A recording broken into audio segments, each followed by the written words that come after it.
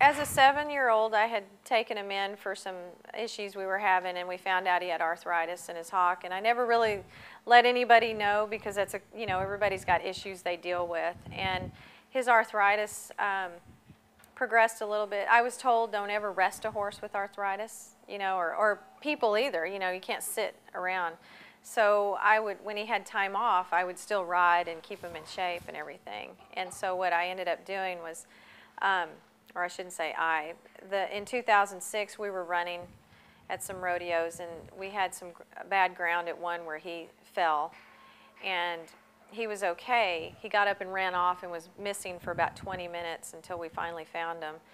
And then a few months later we were at another rodeo in Puyallup, and we had a ground issue there, and he fell and twisted himself really bad. And I knew something had happened because when he slipped at that barrel, he made the weirdest noise that I'd heard, and he got up and he grabbed a bit and he ran back to the gate. And several other horses were having issues with the ground there, and they finally reworked it and gave us the option of a rerun, but I didn't run him. I ended up going home immediately and finding out, that he had some issues from that. And so I had to give him some time off, and I kept having to give him time off and give him time off. And we, got ready for Omaha and then Dallas, and things kept happening. So when we got to the finals that year, I thought we were all, hey, he's okay, we'll be all right. And I hadn't got to hardly ride him in 3 months. And so when I took him, I kept saying he just doesn't feel right. And of course, the first night he went in, he ran and won second. And so I was like, well, everybody's like, well, he's fine. He's winning for you. And so the next night he took the bit and he hit I can't remember which barrel it was, but he took the bit and he ran. And there was a guy sitting in the barrel, and he will beeline for something or somebody.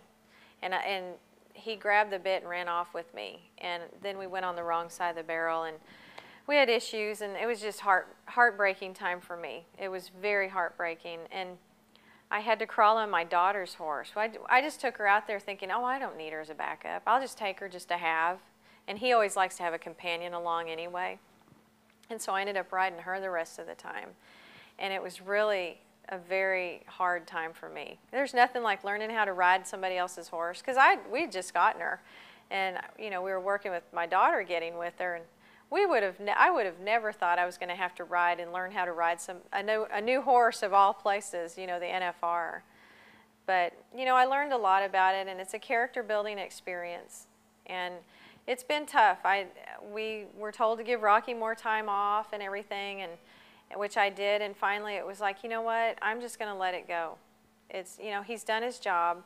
He's been a great horse, and he certainly deserves it. I mean, he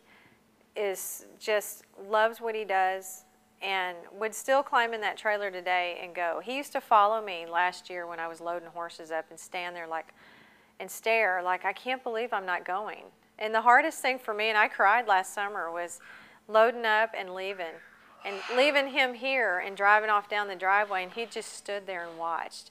And it was horrible, just horrible. I mean, I'm trying not to, get all emotional right now, but it was an awful feeling, But at least he's still here with us, and he's still the king, and he's still, cranky. He's always been cranky, and he just, always will be.